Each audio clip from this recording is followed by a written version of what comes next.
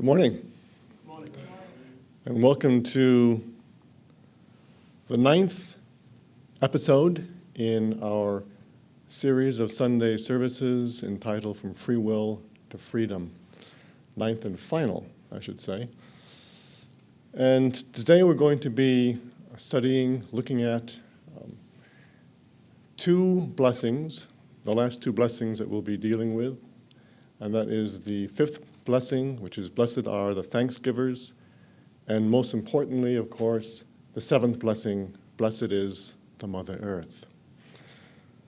But before I get into that, let's do a little bit of a recap on what we've done so far.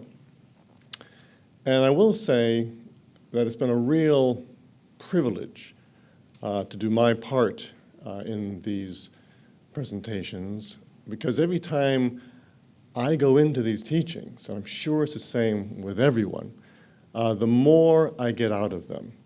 And the honor and the privilege of going deeper into what our Master said about these different freedoms and blessings and putting it all kind of together, it's been just a wonderful experience. And I hope that you've gotten as much out of it as all of us who have been presenting these 9 sessions. And, you know, the more you study the teachings of our Master, the more it really comes clear just how important truth is. And, you know, we know it can be particularly difficult to get a handle on truth on this, let's face it, backward world. And when you find truth, it's so, so valuable. And I'd like to read a quote by St. Guling, a member of the spiritual hierarchy of Earth.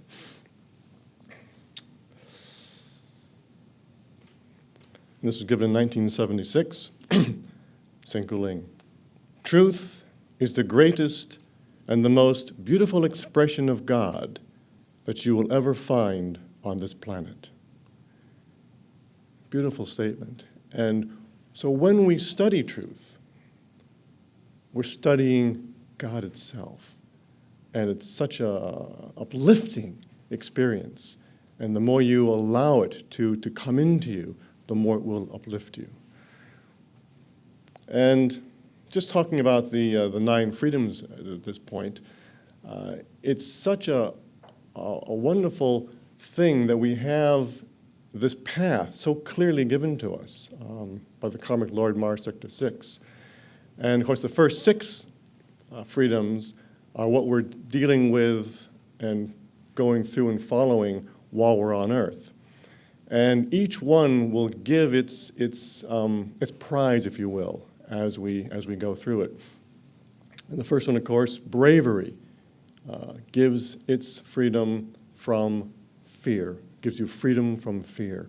And fear, of course, is a very prevalent cause of unrest and pain and suffering on Earth. The next one, love, he says, gives, with few exception, all the basic freedoms. Freedom from hate, freedom from want, freedom from disease, freedom from war, freedom even from basic emotionalism. And then service gives freedom from selfishness. And as we get more and more selfless, it's like a weight comes off of us, the more and more selfless we become. And then, of course, the big one on Earth, enlightenment, gives us freedom from ignorance. And we're told that ignorance is, in fact, the only sin upon Earth. Then we get to cosmic consciousness, freedom from limitation.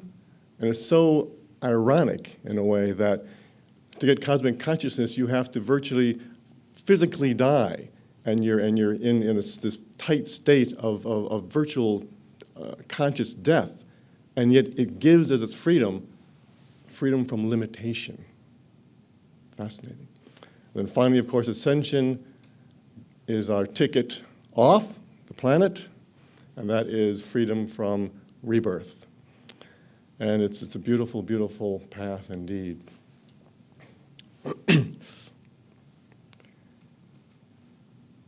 And this particular lesson today, we come full circle. And the freedom has gone all the way up to solar existence. And of course, the blessings have gone all the way up to the absolute. And in this lesson, we come back home again. And we end up with the Mother Earth and, in essence, her helpers, the Devic kingdom. But before we get into that, this is a service as well.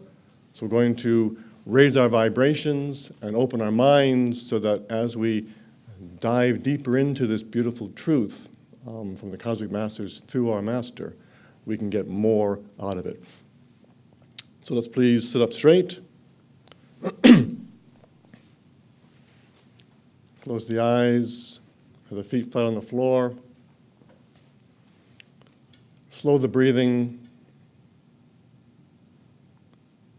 Let all the thoughts and troubles of our materialistic world and our lives, let them fade into the background as we focus on this beautiful expression of God itself, truth. Slow the breathing. And let's send our mind upwards and visualize a beautiful pink flame, one of the flames of spirituality, and let this imbue the head and brain and guide this pink flame down through the spine to the base of the spine. Curl it under the body, up through the front of the body to the top of the head. Beautiful pink flame of spirituality. And take it down the spine once more to the base, and up the front to the top of the head.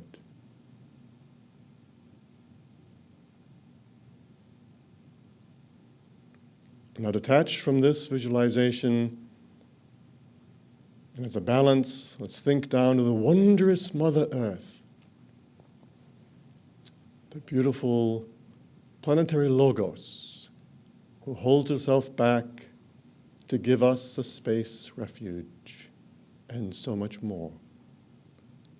And humbly request from her, her violet flame of transmutation, let it flow upwards through the feet and legs, through the body and aura, upwards high above the head. Let this beautiful velvety violet flame enter into all aspects of your being, every cell, every atom, every part of you.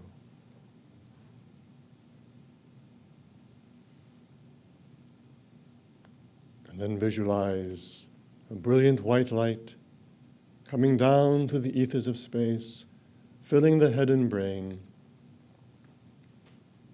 And guide this down the neck, shoulders. Let it flow into the heart center.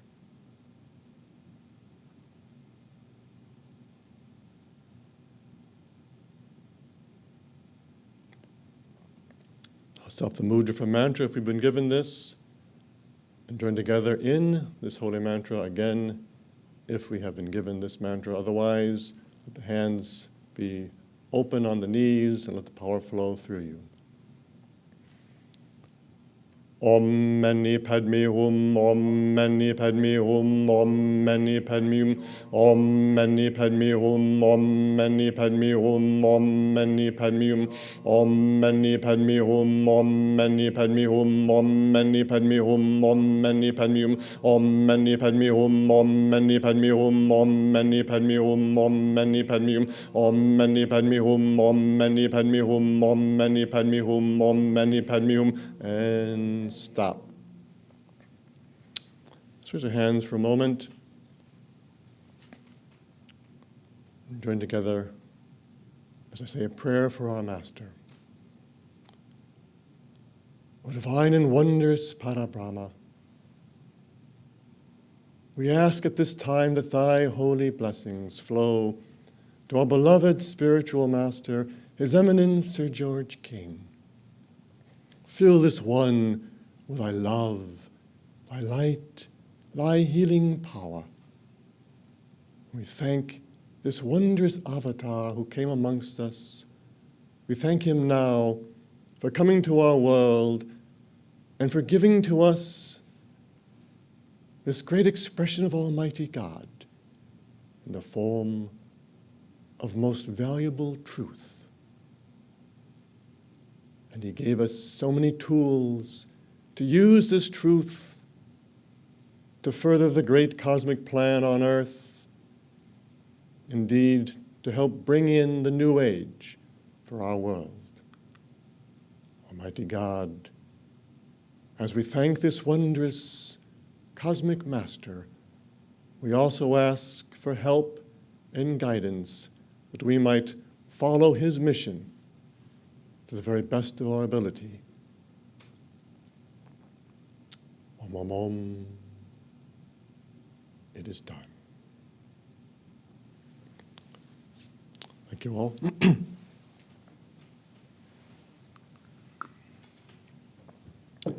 Now, on to the lessons at hand. Now, the Mother Earth, of course, is a planet. It could be called a planetary logos. And it's, in essence, kind of a half step beyond the ninth freedom. Remember, in the ninth freedom, we studied, through the words of the great Karmic Lord, about solar existence, the beings that inhabit the sun, referred to as either solar lords or lesser planetary lords. And a master would tell us, one of the commentaries, that the next step, of course, is a planetary lord. And, of course, the Mother Earth is just that, a great planetary lord, or great planetary logos. And we're going to listen now to Dr. King give us some of the metaphysics behind what that means in an address he gave back in the 60s. So let's listen now to about a 4-minute extract on planetary logos.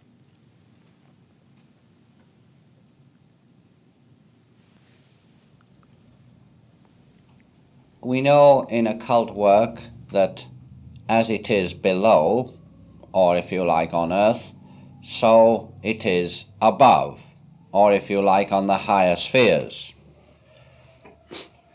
This earth upon which we live is a living, a breathing being.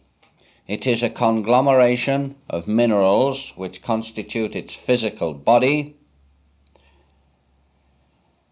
and something dwells within these minerals, and that is the life stream or life force of this earth. This life force dwells on many planes at the same time, even as man does. So therefore, the actual logos of the earth is the life or motivating power of the earth. It is that thing which gives the earth life. You could refer to the life stream of man in one way as being the logos of man. It wouldn't be quite a correct inference, because the term logos in good occult books, of course, means something higher than a life stream of man. So now we have a little grasp as to what it is, just a fractional grasp. Let me say a few more words about it. Somewhere down the line, probably way, way back, many intelligences vibrating in the right way and in a balanced way came together, and after having experiences the like of which we know nothing of on the higher spheres, these intelligences were ready for an initiation which would bind them together in such a way that they could become a universe or a world. The logos of this earth is those intelligences, now amalgamated together as one single unit. The logos of this earth is a very, very highly advanced female, if you like, female from a magnetic point of view, very highly advanced super cosmic master, if you want. There's no other terms I can use. And it is, in its position, performing service. It allows mankind to go his small, tiny, apparently insignificant way through evolution in order so that he may gain enlightenment himself, so that he may gain a greater awareness himself, so that mankind upon the greater being might as well render a service, even as she is doing.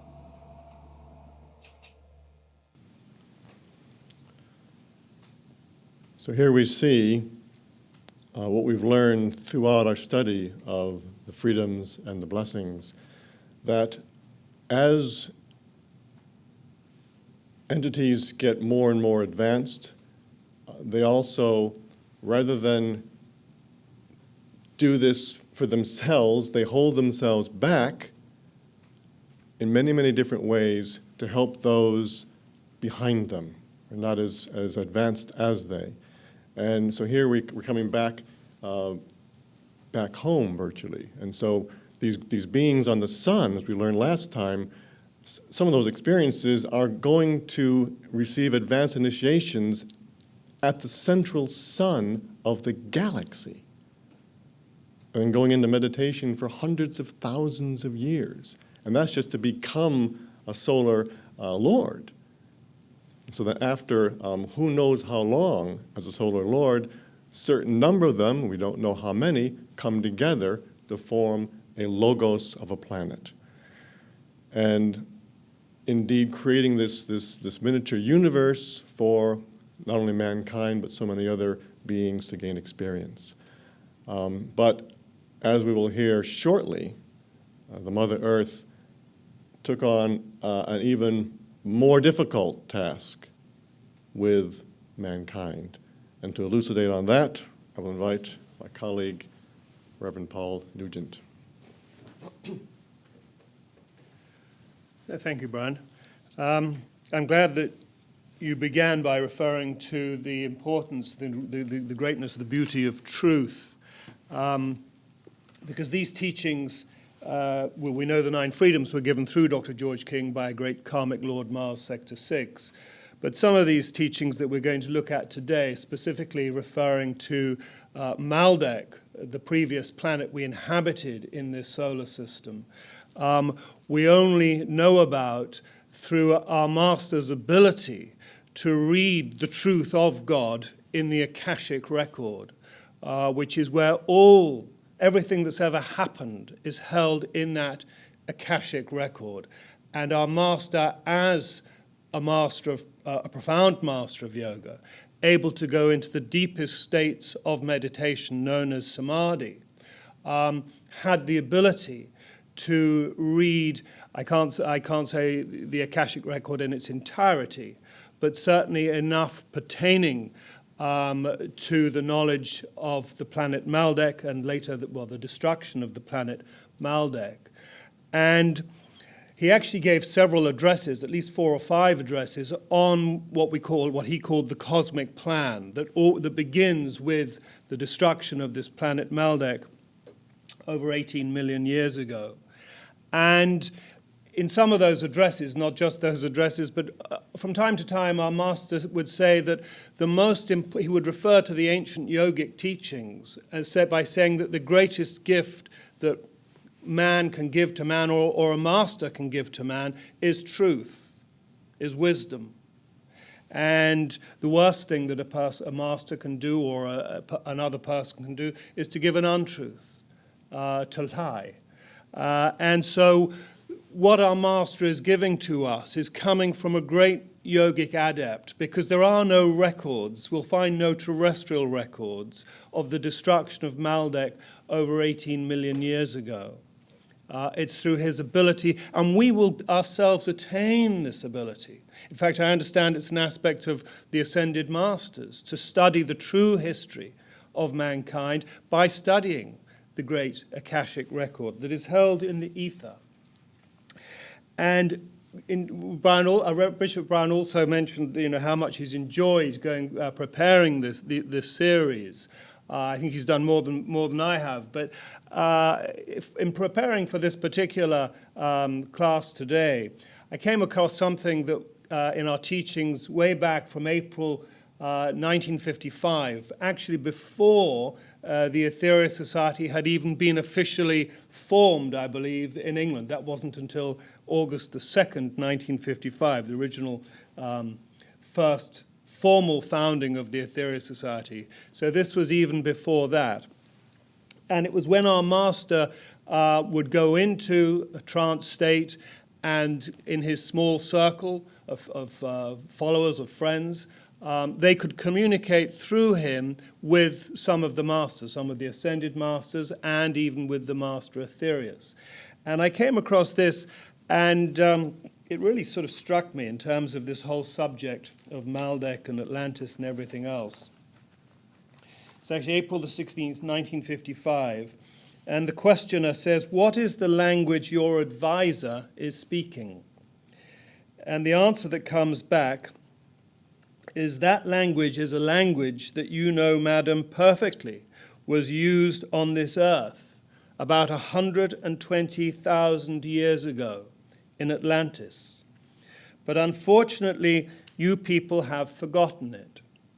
It is a very useful language, inasmuch as it can be spoken by an ordinary earth larynx without doing any damage to the ether. I could not speak my own language through this larynx, because if I was to make certain of my sounds, I may wreck this hall, the ether being as delicately balanced as it is, so that language is a useful one for that purpose." And what that obviously illustrates is the absolute subtlety of everything, in point of fact, and even language, sound impacting the ether. And so in absolute stark and direct contrast with that, what must have been the significance and the consequence to the ether of the destruction of a planet? How that completely disturbed and the whole etheric balance within this solar system, even as an aspect of this galaxy. It also reminded me of a little very quick, brief personal story relating to the impact and power of sound, because there the answer of the Master Aetherius, I presume, was saying that even aspects of his sound could wreck the hall. I remember many years ago, I was at an outdoor theatre in London, in Regent's Park. It was a little amphitheatre, and I was seated right at the very top of that open-air amphitheatre. And I was holding a glass very similar to this one in my hand. Fortunately, it was empty. And suddenly, the glass that I was holding shattered into hundreds of pieces, tiny pieces. It was like a pistol going off. And it was extremely embarrassing because everything stopped, even the play stopped, and everybody turned in my direction. It was extremely embarrassing. I didn't know what had happened except this glass had completely shattered. And my way of understanding that is that one of the sounds from one of the actors on the stage had gone round this amphitheatre and wound up in my glass. And so such is what the master, I can fully relate to the impact that sound can have. But again, just consider the impact of the destruction of a world and how that affected this whole solar system. Because this is what we know, one of the things we know about Maldek. It was destroyed by those who are now, the majority of those now inhabiting this earth, terrestrials. Our previous home was Maldek. And there are one or two references to it. Our master refers to it actually as, from the Bible, of the Lucifer that fell out of the sky. And the remnants, some of the remnants, remain there as the asteroid belt between Mars and Jupiter. Again, just in studying this, some of you may be familiar with Bode's law. Very briefly, Bode's law is a mathematical sequence of numbers. And when applied to this solar system, it's able to pinpoint exactly where a planet should be, including where that asteroid belt is, the tiny remnants that are still there. And it enabled them, Bode's law enabled astronomers to help find Uranus and later Pluto. There is an anomaly in there. Neptune is somewhat out of the sequence, but every other planet in that system, including where Maldek would have been, fits a very interesting formula. There is other very interesting evidence coming out, or has come out, relating to the asteroids in the asteroid belt, pertaining to its having been a planet. But certainly our master has told us that it was. We destroyed it through the use of destruction of the hydrogen atom in its entirety, which I believe is about 10,000 times greater than what we are presently able to do. And that planet was shattered. And we, under the great karmic law, needed somewhere to reincarnate. I think in referring to the 9th blessing to the Supreme Lords of Karma, there is one line in there you'll be familiar with. Men, you will never repay the debt you owe to these ones, these Supreme Lords of Karma. And I'm sure that relates, at least in part, if not entirely, to our destruction of Maldek. But under the great law, the great scheme of God, of everything going back to God, we needed somewhere to continue this evolutionary journey. And the only planet available, with our having committed this great cosmic crime, was this planet Earth, then inhabited by an advanced race known as Adamic man. All of this, as I say, is over 18 million years ago, which in cosmic time is not actually that long. But we have no record, no history of it. It is interesting to research that period. It was call it the Miocene period. I understand it's when apes first came in Earth, and our original ancestors during that period, sometime after 18 million years ago, the DNA strand of mankind originated. So it is very, very fascinating when you start putting this jigsaw puzzle together. Anyway, through the very slow process of reincarnation, we developed the civilization we know as Lemuria. It's all detailed in the introduction to our master's book, The 9 Freedoms, which we've been studying here, and also in his outstanding lecture, which I thoroughly recommend everybody should obtain, The Cosmic Plan.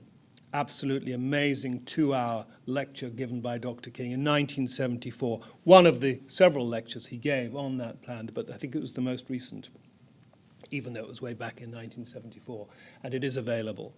And he talks about the civilization, or briefly about the civilization of Lemuria, where again we advanced over that long, slow period of reincarnation to a far greater stage of evolution than we are at present.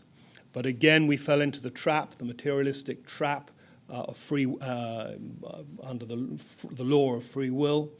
We developed atomic power, and we destroyed that civilization of Lemuria.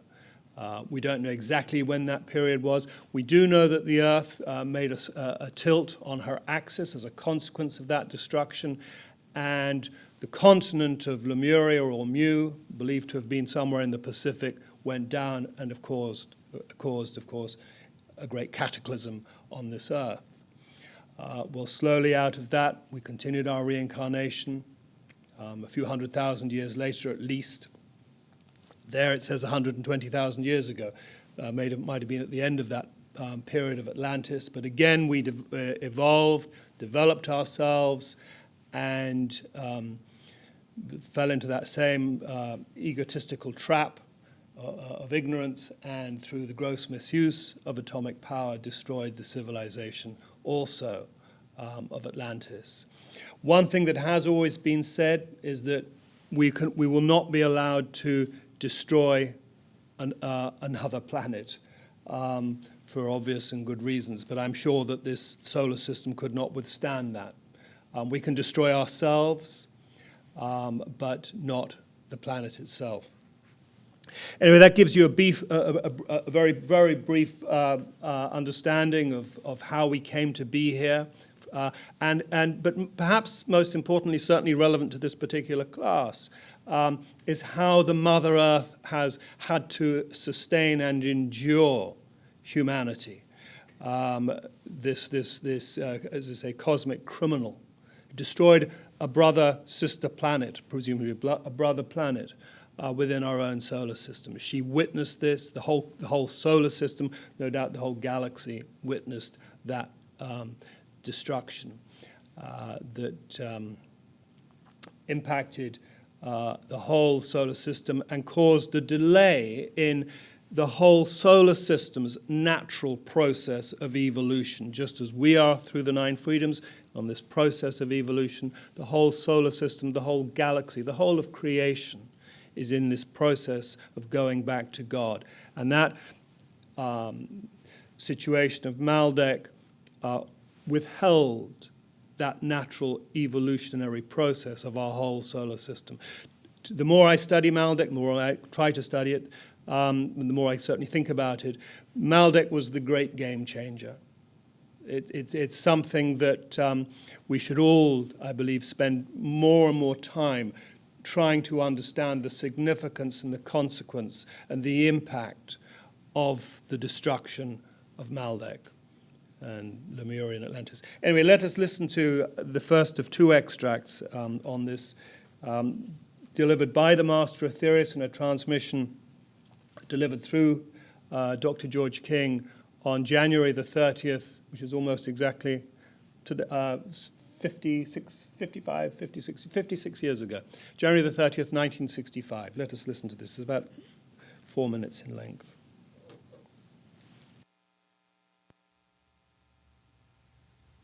For thousands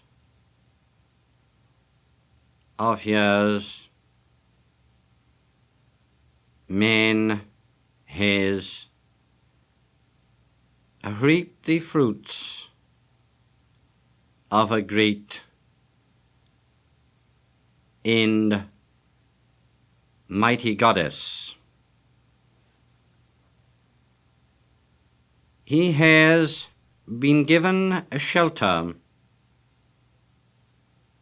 within a protective aura of her. Despite his vandalism,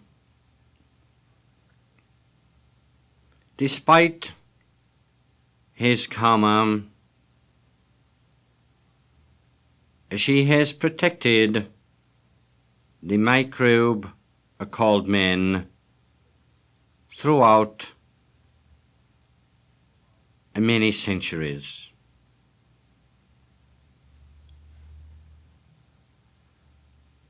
There was a time when, just after the fall of Atlantis, the lords approached and asked this a great goddess to accept her initiation. She refused after looking at your pitiful plight. She refused, knowing that you would be scattered to the winds, and you would be thrown into an etheric vortex which would end up upon an obscure realm, and there it would take you thousands of years to gain a sufficient experience to be able to again come onto a realm where you could be protected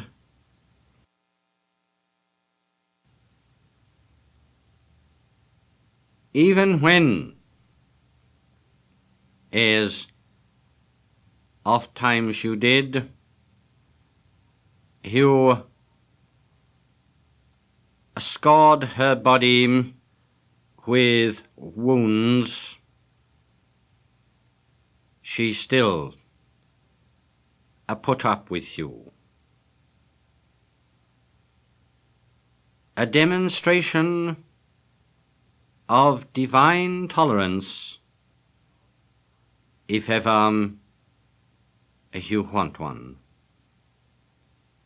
A demonstration of great spirituality, of humility beyond the conception of even the greatest among you.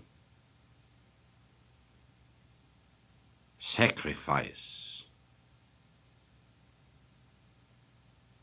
like of which not one of you is now capable, neither will you be capable of such a feat for a million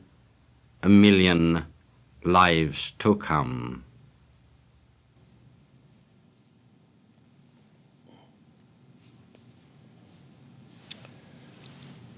Well, in there, of course, the Master Aetherius refers to this initiation which the Mother Earth was due.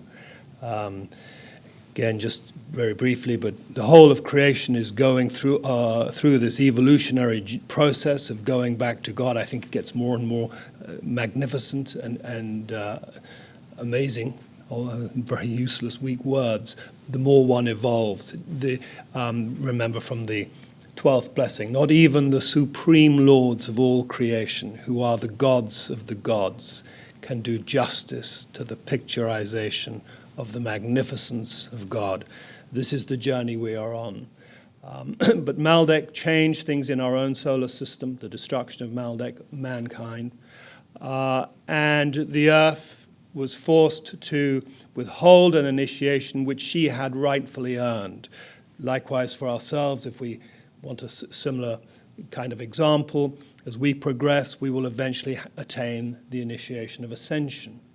The Mother Earth had reached something in her own way, something presumably quite similar to that, but she could not, or withheld it because we would not have been able to withstand it. But again, under the great karmic law, there becomes an end to sacrifice and suffering. And that point in time had been reached. It's why these times we are now living in are so essential, so critical, and also so exciting.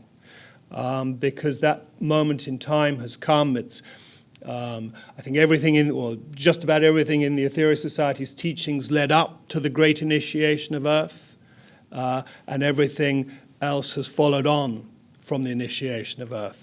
It was the greatest date in the history of this world since her inception as a planet, was in the Christian numerology, July the 8th, 1964. It's a day which in the Aetherius Society we revere above all others. It's the holiest day in our calendar. We stop everything else that we're doing and we come and pay our devotions to the Mother Earth and this great initiation which the great lords of our solar system orchestrated. The chief among them being the karmic Lord Mars, Sector 6, who of course gave us the 9 freedoms. And a tremendous infusion of energy was given to the Logos of this earth so that she could either release this at once or gradually release it. It's evident at this moment in time there's a gradual release, and there are missions of the Aetherius Society that are assisting with that release of energy. And this will enable the Earth to take her rightful place after hundreds of thousands of years, if not after millions of years, take her rightful place. It's interesting to note, just as a side note, 5 years after the initiation of Earth, in 1969, the initiation of this whole solar system took place, as reported by the Master Aetherius through Dr. George King. So as I say, it wasn't just the Earth that was impacted, this whole solar system was impacted in its evolutionary journey within the galaxy, all of which is making its way evolving towards a supercluster of galaxies known as Laniakea. That's another subject in itself, immeasurable heaven. So let us listen to this second extract from the same transmission given by the Master Aetherius on January the 30th, 1965.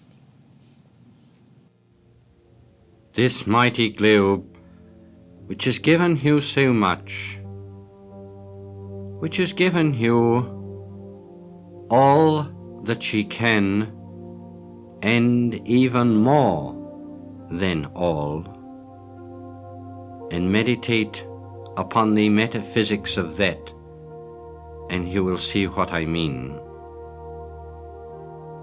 She is now soon due a form, a change.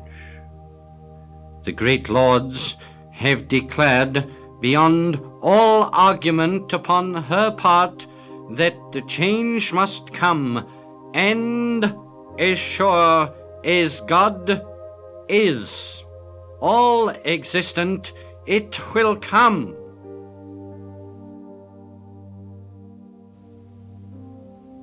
Man upon earth has been helped in many ways throughout his existence upon this earth of yours, and yet only the few have looked into the heavens and thanked God for the stars, the sun, for the air they breathe, the water they drink, and the earth they eat. It's coming home to roost now, isn't it? Like a ghost. Oh yes, it will come like a ghost.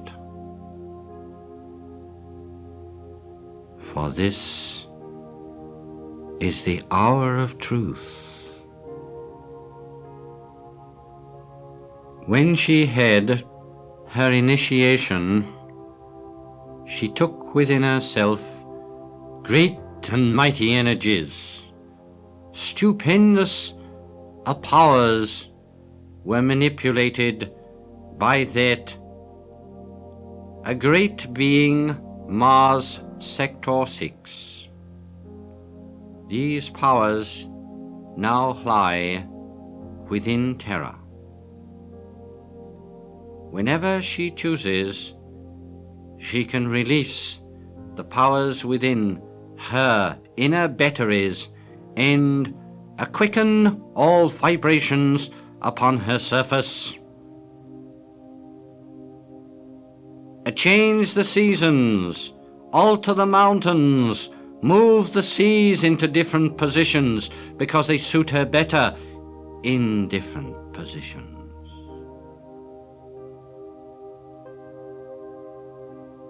She won't choose to do this herself, you know. But one day the gods will speak. And when they do, the change will come.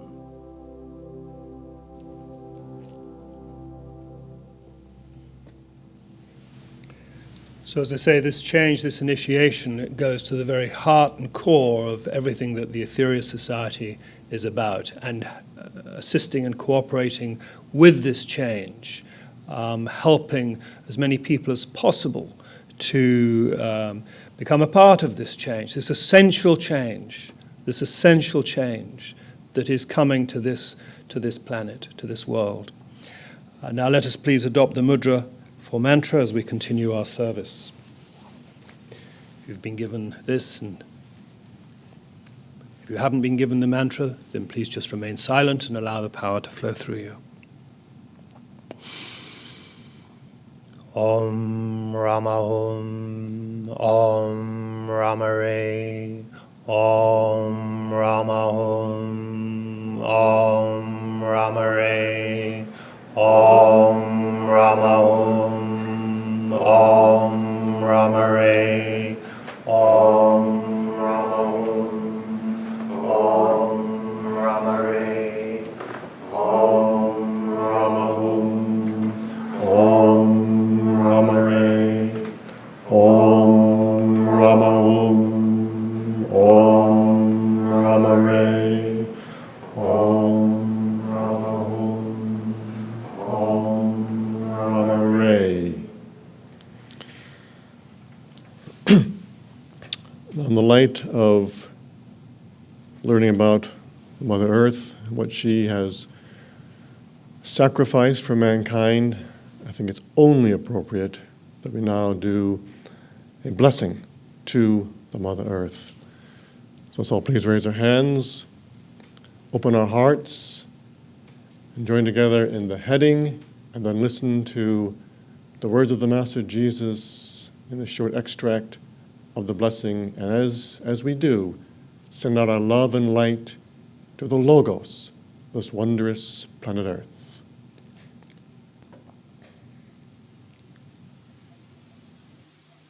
Blessed is the Mother Earth.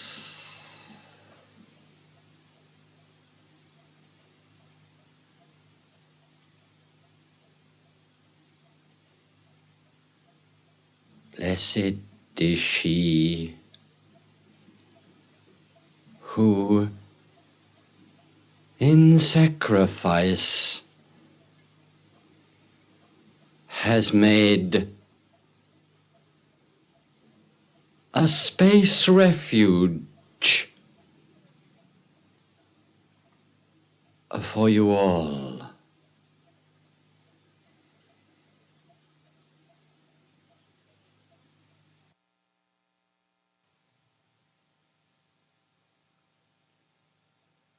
Thrice blessed, by God, thrice blessed is she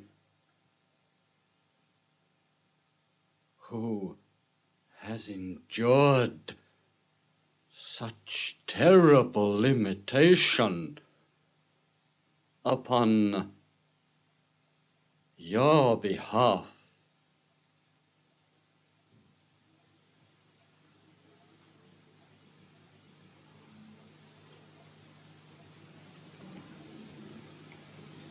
And yet,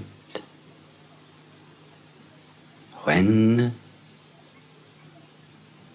her seeking children come together and ask for the violet a flame of transmutation. She gives this willingly. She gives this always, asking nothing in return for her sacrifice.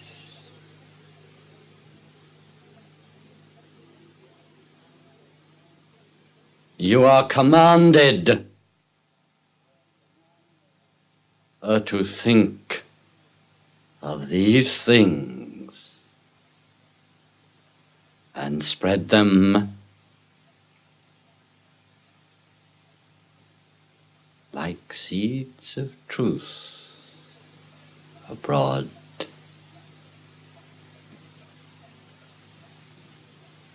Then, dear friend, you will be helping the Great One in the limitation she has accepted upon your behalf.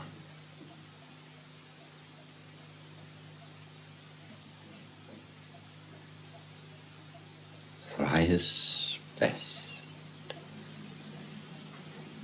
is the wondrous Logos of this earth.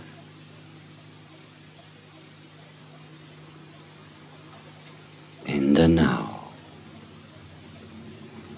and by now. So join in the AUM once.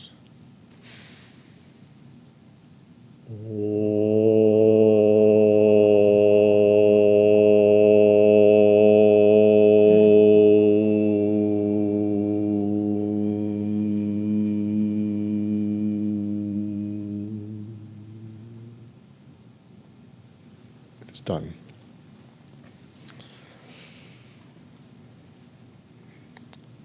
Now we come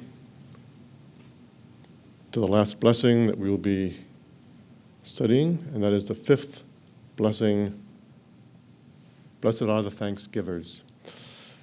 And this is an interesting blessing, inasmuch as the other blessings, the energy we send to the expected focal point, shall we say. Blessed are they who work for peace, goes to the group soul of they who work for peace. They who love goes to they who love. Mother Earth, the Sun, they who give healing. But in this particular case, in many ways, the focal point is the Devic kingdom. And that's spoken up quite a bit in the blessing itself, is the Devic kingdom.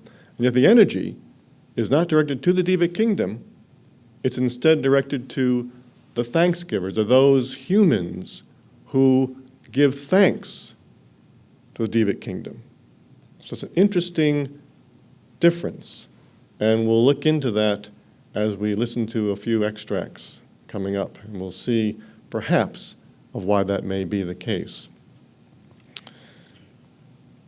But the Thanksgivers themselves, we heard from this earlier extract by our master about a logos of a planet, the Mother Earth. She creates, or the logos creates virtually a universe, a miniature universe.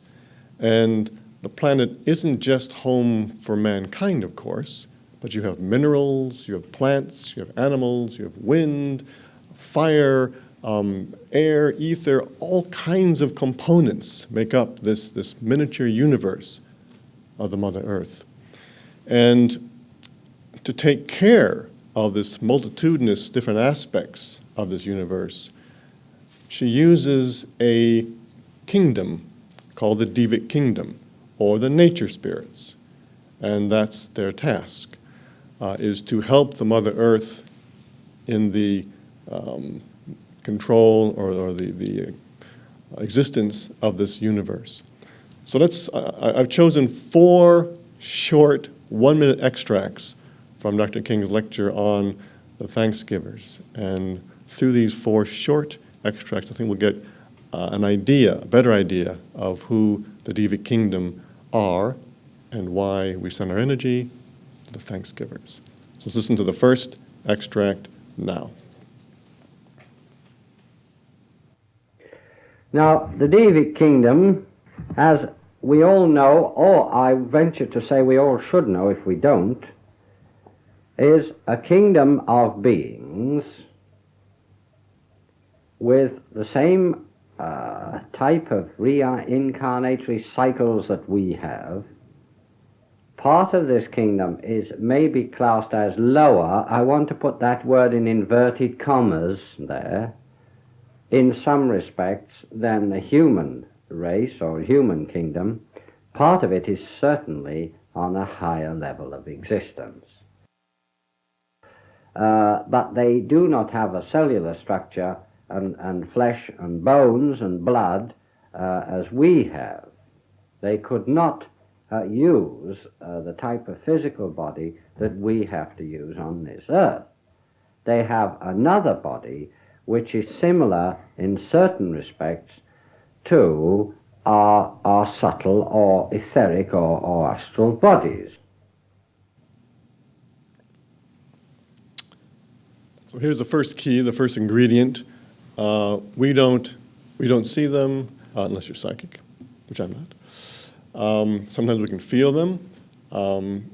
Sometimes children can see them, et cetera, et cetera, et cetera. But they live on a different vibratory rate, more similar to our subtle bodies or our etheric bodies, our auras. And it's also interesting that they also have reincarnation, which isn't always often talked about. And there's a wide range, all the way from the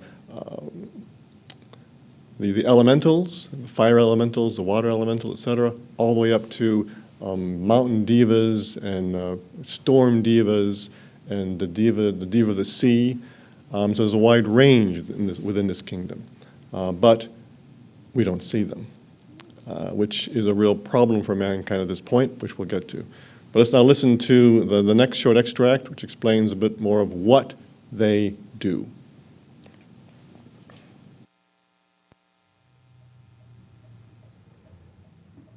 Well, the devas look after the so-called nature outside of man, and yet very much connected with man, so that life may express itself through the millions of different forms from the mineral kingdom way up to the weather kingdom, or the air kingdom, or the ether kingdom even, can express itself in all these different ways in order to gain experience. That's the job of the devas. And those people who send out thoughts from their minds this time to the devas in this respect help them a very great deal, as well as sending out thoughts from your heart. Thoughts from your heart is called the energy called love. So here again we see what the devas do, what the nature spirits do. They're helping the Mother Earth give experience to all these aspects of God, minerals, plants, etc., all these aspects of God to evolve, just like we're evolving, evolve back to God. And so they're helping the Mother Earth be this platform for experience of God itself. And we also start to see that we're expected to help the devas. Unfortunately, most people don't know that they exist. That's a problem. So let's go on now to the third and get a real good idea of the problem at hand, shall we say. So let's listen to the third extract, please. The devas, having no other tools but those of man, have had to make flood and drought. Having no other tools. This is one of the most significant sentences ever made in the history of any literature. And if this is the full implication of this is not realized today, it will be in maybe 100 or 500 years' time, because this book will be read in 1,000 years' time upon earth. We know that. The great ones have blessed it. It's got to be so. So, here we have the great limitation. Because of this limitation, it makes it all the more important why we should turn the streams of energy towards the devas, energy not conditioned by our wrong thought and action. So before we can do this, we've got to be pretty good living people anyway. And then when we are good living people, we've got to be very active people by contacting this energy. Very clever, this yogi, you know. There's a lot in that short extract. The last part, of course, very clever, this yogi, you know, of course refers to the Master Jesus. And it's referring to, I believe, the Master Jesus directing this blessing to the Thanksgivers, not the devas. And if you look elsewhere in the Master's teachings, you see that this is not a normal situation for nature forces to only be able to use the energy from the humans on the planet. First of all, of course, look at how long the planet's been in existence, billions of years. Mankind's been here 18 million years, a very, very, very small stretch of time compared to how long the Mother Earth has been here. So clearly, the vast majority of the time, the devas did not have to suffer that limitation of only being able to use our energy because we weren't here. And so Earth was probably a beautiful place. And then for certain reasons, which we don't know, possibly something to do with us coming from Maldek, as Paul was saying, the great game changer.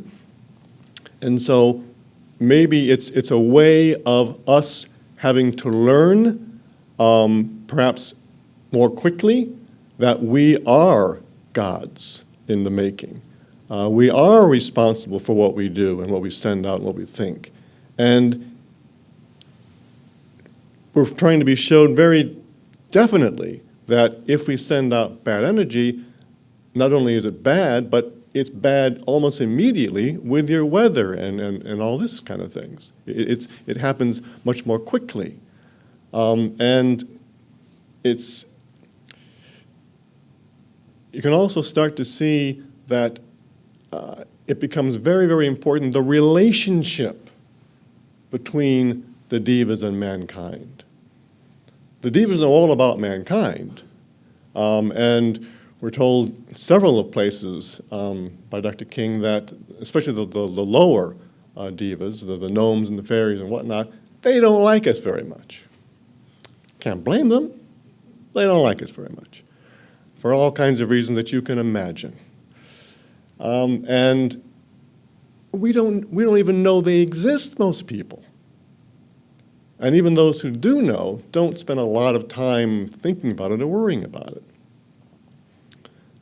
And you kind of get the idea that the more that we are encouraged to send energy to the devas, the better things are going to start to work. And so rather than just have a smaller group of people doing the 12 blessings, sending energy to the devic kingdom, the Master Jesus has opened it up. And so we're sending energy out to people that are aware of or becoming more and more aware of the devic kingdom, to help them send energy to the devic kingdom, to increase the relationship, the positive relationship between mankind and the devic kingdom. And this is, I think this is a big, big key. And let's stop there. Let's listen to the last extract, which kind of goes a bit further into that. They walk in lonely silence upon the shores of many seas, sending out their beams of love to mighty Neptune and his hosts. These are, of course, the more advanced men. Anyone who will walk upon the seas sending out great power to Neptune as a great deva who does exist. This isn't just fairy story. It does exist. Anyone who will do that must be conscious of, one, the existence of an all-pervading cosmic energetic force, and number two, be conscious of the existence of Neptune. For anyone who does this would be an advanced being. And if tomorrow any of you people do this consciously, you will be advanced people tomorrow. So here again you see this idea of strengthening the relationship between the Deva kingdom and mankind. And it's throughout our Master's teachings and in this blessing. Many lines in the blessing, of course, are talking about the Deva kingdom.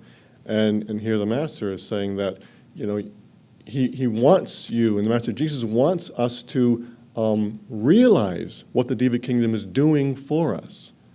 They want us to thank the Deva kingdom, to send them energy, to be aware of them. You know, the thing about the 9 freedoms and the 12 blessings, it's taking our truth, because without these teachings, we are living a very one-dimensional life. It's like, so we say, the most materialistic amongst us feel that we're on Earth, one of the extremely rare occasions of life on a planet anywhere in the universe, purely by chance, kind of lucked out. Many people believe that you live for 20, 50, 70, 80 years and you die, and that's it. Very, very one-dimensional outlook on life. And our civilization is built upon that. But once we start opening ourselves up with this kind of truth, it's huge.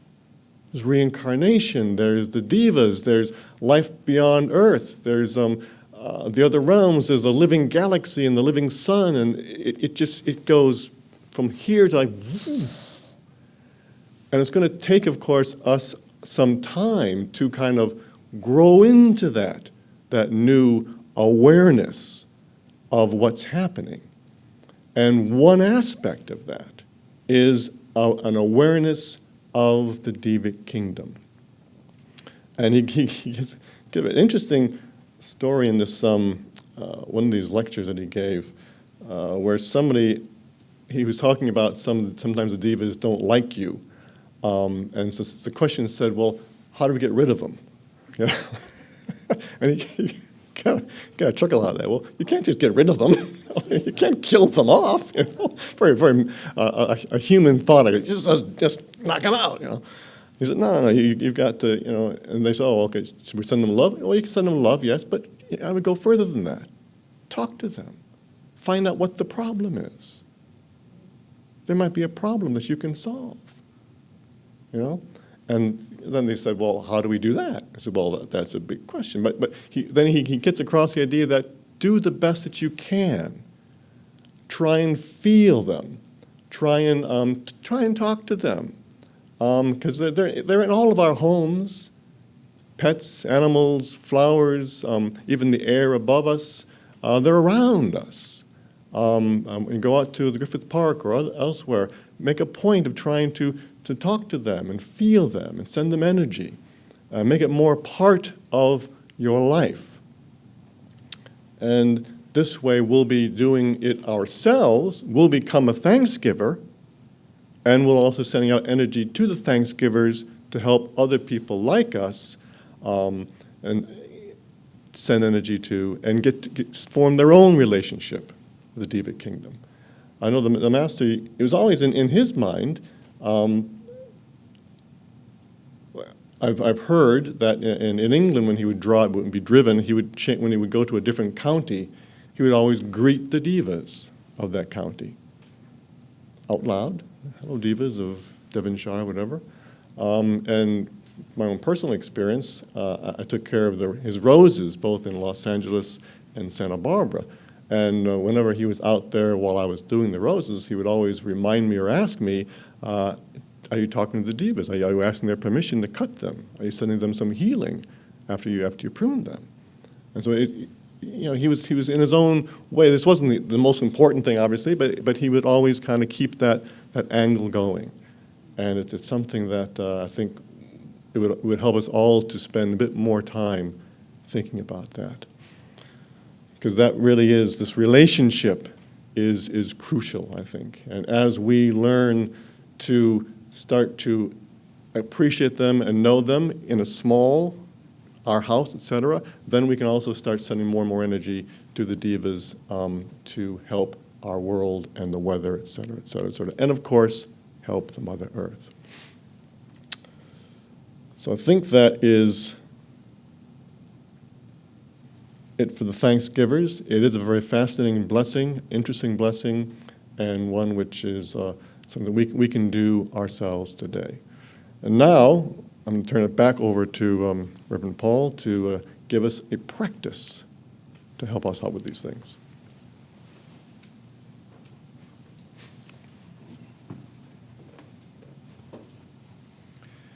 Yeah, thank you very much, Bishop Brian. Just very briefly, because you mentioned there 18 million years isn't that long in terms of the history of the Earth. I can give you a very good way of understanding that. At least I think it's a good way of understanding it. And that is, if you think of the life of the Mother Earth, which is about 4.5 billion years, I think, as 24 hours, in other words, a day, we've been here for the last 7 minutes. That's 18 odd million years. It's about 7 minutes out of a 24-hour day. So it kind of puts it into some kind of manageable perspective of how long we've been here. How long 7 minutes? For us, it's been for a very long 7 minutes. But, those 7 minutes are coming to the end of 7 minutes and things are about to change, which, as I was listening to you earlier on, just made me think, just imagine if the whole world was thinking about and talking about these subjects, how the world would be changed. And instead, as you say, we don't have this perspective at all. We have a very linear, materialistic, fearful society on the whole. And these teachings, we have to say, are at the very pinnacle, the very front of this cosmic realization that we're coming into. One can do no better, I think, than study these teachings in great depth and think about them and think about the devas. And I think that, again, as you were saying, I think, you can walk into a person's home and everything there's sort of vibrant and there's a love in there and the plants look good, and you can go into another place and the plants are all dead and it's all miserable. And, it's what we do express, how we feel, obviously goes out to our environment. Anyway, this practice, this is the other final aspect of our class this morning, which is the violet flame practice. And I was looking for something from the lectures or the transmissions relating to this. I couldn't find something until I actually found something at the end of one of those lectures our master gave on the cosmic plan. This one was given in England in May 1960. And it's the violet flame practice, and I think it's particularly appropriate for our topic today of the Mother Earth. So let me begin by reading what our master said about this, and then we will do the practice of the violet flame. Dr. King, when you say in the seventh blessing, "Blessed is the Mother Earth," virtually you are sending a blessing from yourself as a tiny little speck of sand upon the great desert of humanity. You're sending a power down to the Mother Earth, and by the law, the great law, the all-pervasive law of God, she returns this power, and you can see it, physically see it. It looks like a great violet-colored flame. It comes right the way through your body and right to the top of your head. Some of you are even nodding your heads. I know that you have seen it and you have experienced it. The power of the violet flame, talked about for thousands of years behind locked doors, and now you have the key. It comes from the actual logos or life force of this earth. When you send out your power to the Mother Earth by the great law, you are activating the law on your behalf. Up comes the power from the earth, and your vibrations alter. And I think that what better way can we have than that description. So let us prepare ourselves. Let's close the eyes, place the palms down on our knees. Just take a few deep breaths to center ourselves, take in all that we've heard this morning about the Mother Earth and her sacrifice, how she took us in from Maldek, how she endured us, holding herself back through Lemuria and Atlantis,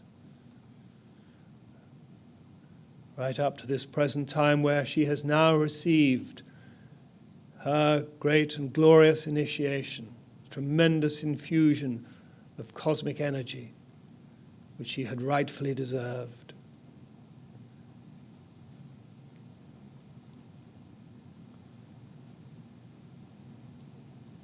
Where she stands on the threshold of a great change.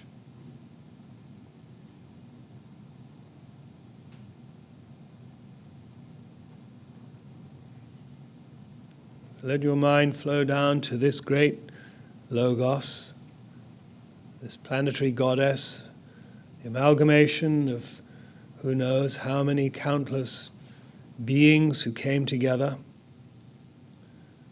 to become planetary lords of this earth, making their journey with all life on this earth through evolution.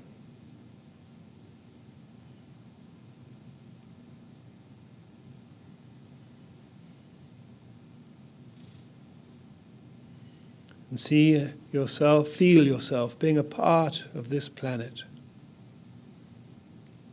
You belong here with all life, whether it's mineral, plant, animal, whatever it is. We're all part of it.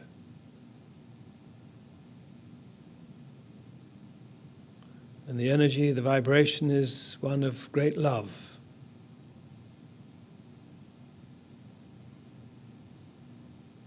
Love is sacrifice, as we have been told by Mars Sector 6. Real sacrifice. This is the love of the Mother Earth.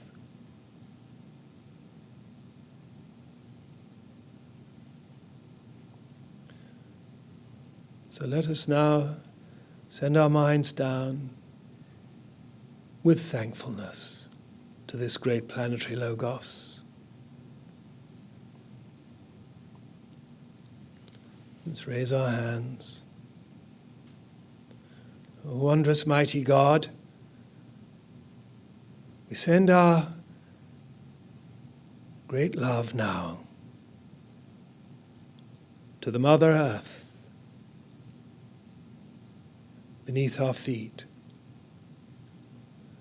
the holiest thing we have ever physically touched. We thank this great planetary Logos for all the sacrifices which she has made for millions of years for mankind, for giving us this home, a home we did not deserve,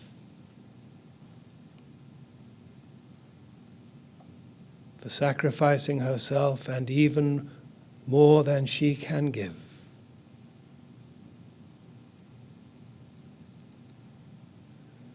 We're grateful to our beloved Master, His Eminence Sir George King, and the great cosmic masters who have given to us this greater understanding,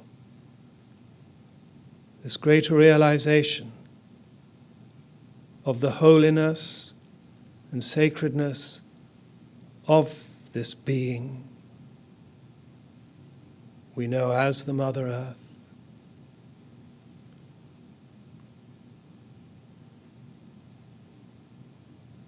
And we bless her for taking this initiation.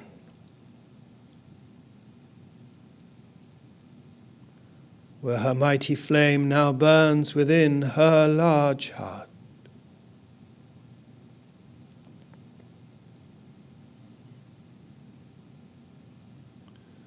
And as we send our love down to this great goddess,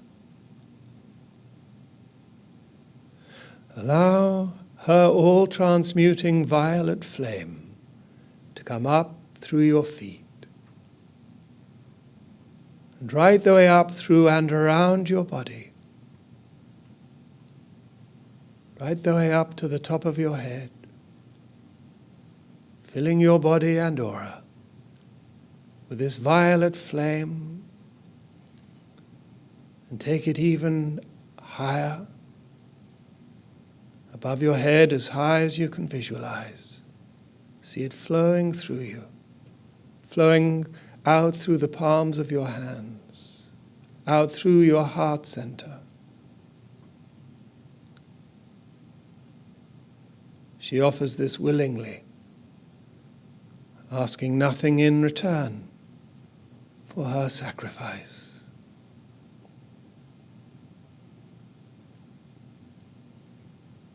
O wondrous mighty God, we pray that this wisdom may help us not only to better understand the Mother Earth, but inspire us to cooperate with this great change through a greater realization and understanding of the 9 freedoms, allowing us to overcome fear, manifest love, and dedicate our lives in service for the enlightenment and salvation of all mankind.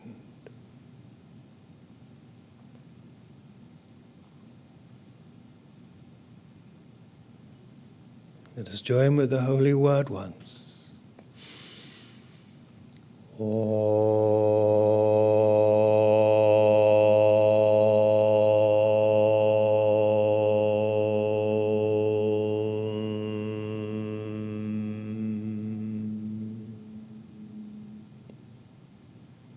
Now let us close this service by performing the practice of the presence. Let us place the left hand over the solar plexus center and the right hand on top. And now let us think upwards into the vastness of great living space. And there visualize the wonderful living white light of God. And see this coming down through the ethers and entering the top of your head. And see it charging every cell of your brain. As we take it on down through the neck and the shoulders, out into our heart center, just in front of the breastbone.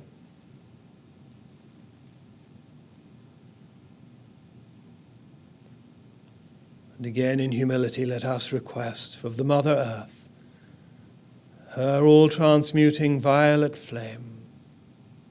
See it again coming up through the feet, the lower part of the body and the aura, out into the heart center.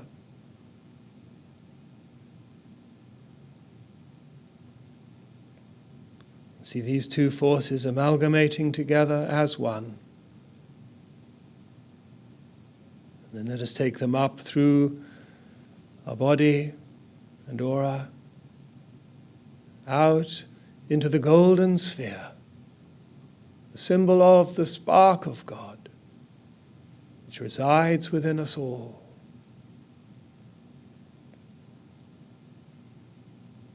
And allow its golden radiance to flow down, filling every aspect of your being with its flood of uplifting golden light.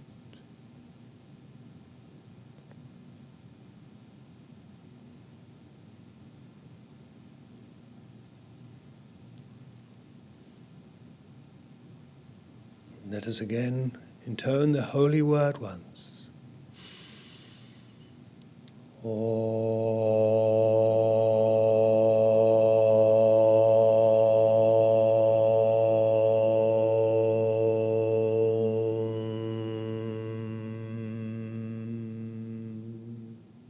Shanti, Shanti, Shanti. Thy will, O wondrous mighty God, always be done.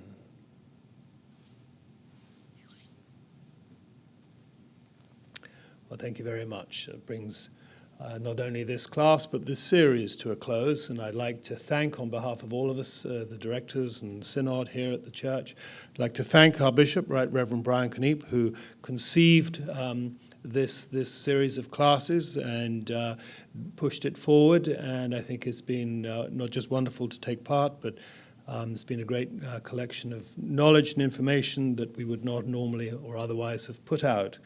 And this will be available via our website in hopefully the not too distant future. So thank you all very, very much for joining with us, and allow this wisdom to yes, even change you, take you forwards, take you upwards into a greater understanding of what this whole cosmic plan is about.